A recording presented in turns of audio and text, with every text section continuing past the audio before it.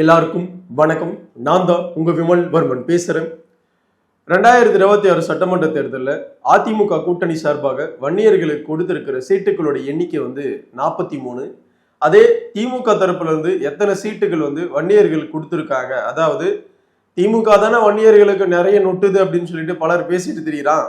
So அப்படியேப்பட்ட திமுக 2026 வன்னியர்களுக்கு எத்தனை சீட்டை ஒதுக்கி கொடுத்துருக்காங்க, அதாவது தமிழகத்துடைய பெரும்பான்மை சமூகம் 118 தொகுதிகளில் வெற்றியை தீர்மானிக்கிற ஒரு சமூகம். அந்த சமூகத்துக்கு எத்தனை சீட்டுகள் திமுக சார்பாக கொடுத்துருக்காங்க அப்படின்னா, இந்த முறை 27 சீட்டுகள் கொடுக்கப்பட்டிருக்கு. போன முறை 2021 35 சீட்டுகள் திமுக கொடுத்திருந்தாங்க. இந்த முறை வெறும் 27 சீட்டுகள் தான் கொடுத்துருக்காங்க. மீதி இருக்கிற 8 சீட்டு போன முறையோட இந்த முறை ஏன் குறைச்சிருக்காங்க? திமுக தான் வன்னியர்களுக்கு பல நல்லதுகளை நொட்டுது அப்படின்னு சொல்லிட்டு பல லெட்டர் பேடுகள் வன்னியர் சமூகத்தை சார்ந்து பலராக இயங்கிட்டு இருப்பாங்க. குறிப்பா சொல்லணும் அப்படின்னா, தைலாபுரம் கும்பல் திமுகவுக்கு வெற்றி வாய்ப்பை ஏற்படுத்தி தரணும் அப்படின்னு சொல்லிட்டு அங்கங்க டம்மி கேண்டிடேட்ஸை போட்டுக்கிட்டு பல வேலைகளை பார்த்துட்டு இருக்கு ஒரு புறம். இன்னொரு புறம் குருவோடைய மகள் விருதாம்பியை உட்காந்துக்கிட்டு திமுக தான் வன்னியர்களுக்கு நொட்டுது நல்லது, அது நொட்டுச்சு இது நொட்டுச்சுன்னு அந்த பாப்பா பல இடங்கள்ல பல பிரச்சாரங்களை மேற்கொண்டிருக்கு. அந்த பாப்பாவுக்கு புத்தின்னு ஒண்ணு இருந்தா, போன முறையோட இந்த முறை 8 சீட்டு எம்எல்ஏ சீட்டு கம்மியா கொடுத்துருக்காங்க அப்படின்றது இந்த தற்குறி பாப்பாவுக்கு தெரியல அப்படின்னு நினைச்சு பார்க்கும்போது நம்மளுக்கு மிகப்பெரிய வேடிக்கையா இருக்கு. இதை தாண்டி பாத்தீங்கன்னா CN ராமமூர்த்தின்னு ஒரு தற்குறி இருப்பான். அந்த தற்குறியை பாத்தீங்கன்னா 2 நாட்களுக்கு முன்னாடி போய் திமுகவுக்கு பாத்தீங்கன்னா ஆதரவுக்காரங்க கொடுத்துருக்கிறான். அவன் பின்னாடி ஒரு 10 சீட்டு கூட தேராது. இருந்தாலும் எப்படியாப்பட்ட ஆட்களாக இவனுங்க எல்லாம் இருக்காங்கன்றதை புரிஞ்சுங்க. அப்புறம் மயிலாடுதுறை மாவட்டத்துல போன முறை செட்டியாருக்கு ஓட்டு கேட்டு விஜிகே மணியோடைய அணி செயல்பட்டாங்க. இந்த முறை பாத்தீங்கன்னா அங்க ஒரு இஸ்லாமியர் நிற்கிறாரு. அந்த இஸ்லாமியருக்கு வன்னியருக்கு எதிராக வாக்கு சேகரிச்சுட்டு இருக்காங்க விஜிகே டீம். புரியுதுங்களா? இப்படி பல ஊர்கள்ல பல டிஸ்ட்ரிக்ட்ல ஏடிஎம்கே அலையன்ஸ்க்கு எதிராக, பாமகவுக்கு எதிராக, வன்னியர்களுக்கு எதிராக திமுகவுக்கு சொம்பு தூக்குற வன்னியர்களை பார்த்து தான் நான் கேட்கிறேன்.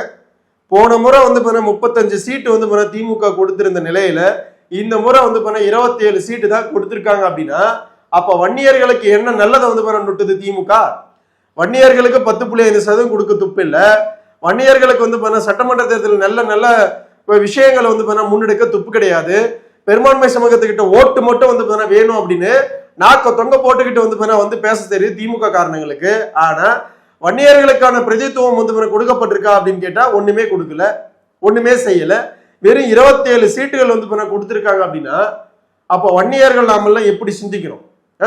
அதிமுக தரப்புல இருந்து 43 சீட்டுகள் வன்னியர்களுக்கு கொடுத்திருந்தா கூட அதிமுகவுக்கு ஓட்டு போடக்கூடாதான். திமுக இருக்கிற தற்கொலைங்க புறம் பேசிட்டு திரியிறானுங்க. ஆனா வெறும் 27 சீட்டு கொடுத்திருக்கிற திமுகவுக்கு நம்மளுடைய ஓட்டு புறம் நொட்டணுமா?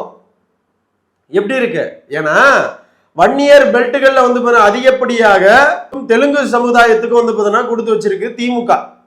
வன்னியர் பெல்ட் அதிகமா யாரெல்லாம் இருக்காங்களோ அதற்கு எதிராக பாத்தீங்கன்னா பெரும்பகுதியாக திமுக யாருக்கு சீட்டு கொடுத்துருக்காங்க அப்படின்னா தெலுங்கு கம்யூனிட்டிஸ்க்கு. தெரியுதா? வன்னியர்களை பாத்தீங்கன்னா அழிக்கிற ஒரு பெரும் வேலையை திமுக எவ்வளவு நைஸா பண்ணிட்டு இருக்கு. மானம், ரோஷம், சூடு, சொரணை, வெக்கம் எதுவுமே இல்லாம போயிட்டு திமுகவுக்கு வன்னியர்கள் நம்ம எல்லாம் ஓட்டு போட்டோம் அப்படின்னா இந்த சமூகம் நல்லா இருக்குமா? நம்மளுடைய பிள்ளைங்க நல்லா இருப்பாங்களா? நம்மளுடைய அடுத்த தலைமுறை நல்லா இருக்குமா? சொல்லுங்க பார்க்கல. ஏற்கனவே கஞ்சா போதை, கஞ்சா மட்டும் கிடையாது, இங்க இருக்கிற எந்த போதையுமே எல்லாமே கிடைக்குது. திமுக கடந்த 5 வருஷத்துல எல்லாத்தையும் இளைஞர்களுக்கு கொடுத்து கெடுத்து வச்சிருக்கு. புரியுதா இல்லையா? மீண்டும் அந்த கட்சியை கொண்டுட்டு வந்தோம் அப்படின்னா இந்த மக்கள் தாங்குவாங்களா? இந்த நாடு தாங்குமா? தமிழ்நாடு உருப்பிடுமா அப்படின்னு கேட்டா உருப்பிடாது. சரிங்களா? அதை தாண்டி வன்னியர்களுக்கு எதிரான மிகப்பெரிய ஒரு துரோக வேலையை கடந்த 5 வருஷமா பண்ணிட்டு இருக்கு திமுக. புரியுதா இல்லையா? அது ரொம்ப காலமா பண்ணிட்டு இருக்கிறாங்க. கடந்த 5 வருஷமா தான் பட்டவர்த்தனமா வன்னியர்களுக்கே பலருக்கு புரியுது. புரியுதா இல்லையா? திமுக தரப்புல இருக்க தெரியுமா வன்னியர்கள், நீ எல்லாம் என்னாலைக்கே உனக்கு மானம், ரோஷம், சூடு, சொரணை, உடம்புல வன்னிய ரத்தம் தான் ஓடுது அப்படின்னா நீங்க எல்லாம் கேட்கணும்டா, கேட்டிருக்கணும்டா.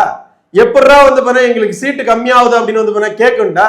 எப்படா எங்களுக்கு சீட்டு கொடுக்காம நீ எங்களுடைய தொகுதியில கண்டவனுக்கு சீட்டு வந்து கொடுப்பா அப்படின்னு கேட்கணும்டா. அந்த தைரியம் இருக்கா, அந்த தெம்பு இருக்கா, அந்த திறனி இருக்கா? அப்படி இருந்திருந்தா வன்னியர்களுக்கு 10.5% வந்து கிடைச்சிருக்கும். திமுக தரப்புல இருக்கிற வன்னிய அமைச்சர்களும் வந்து எதையும் வந்து பேசுறது கிடையாது. எம்எல்ஏக்களும் வந்து வாயை திறந்து பேசுறது கிடையாது. ஆனா ஓட்டு மட்டும் வந்து வன்னியர்கிட்ட வேணும். புரியுதா இல்லையா? ஓட்டு மட்டும் வந்து வன்னியர் சமுதாயத்துக்கிட்ட வந்து ஓடி வந்து எங்களுக்கு ஓட்டு போடுங்க, இங்க வந்து ஓட்டு போடுங்க அப்படின்னு வந்து சொல்லுவீங்க. எவ்வளவு கேவலமான வந்து ஆட்கள், எவ்வளவு கேவலமான வந்து ஆட்கள் நம்ம எல்லாம் வாழ்ந்துட்டு இருக்கோம். இந்த சமுதாயத்துக்கு புத்தின்னு ஒண்ணு இருக்கா? வெறும் 27 சீட்டு.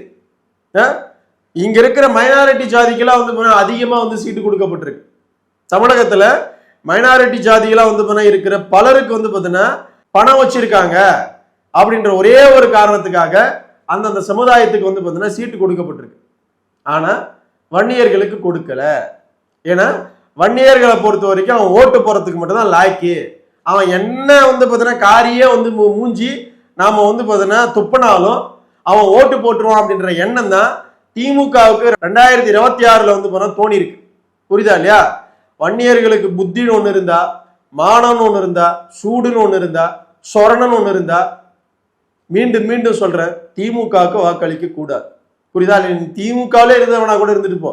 வன்னியர்கள் திமுகவுக்கு ஒரு ஓட்டு கூட வந்து வன்னியர்கள் சார்பாக போடக்கூடாது. புரியுதா இல்லையா? ஆனா உங்களுக்கு தான் அந்த மானம், ஈனம், சூடு, சொரணை அது எதுவுமே கிடையாது.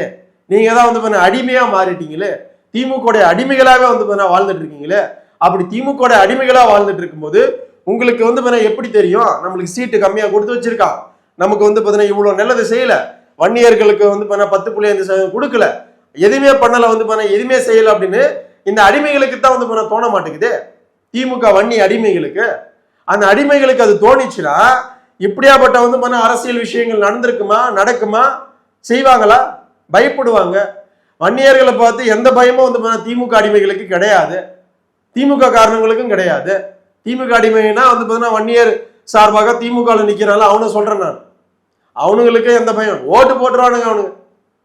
பாமர வன்னியர்கள் வந்து என்ன பண்ணுவான்? ஓட்டு போட்டுருவான் அப்படின்ற எண்ணம் தான் இவங்களை இந்த சமூகத்தை அழிக்கிற வந்து ஒரு இடத்துக்கு எடுத்துட்டு போயிருக்கு. புரியுதா இல்லையா?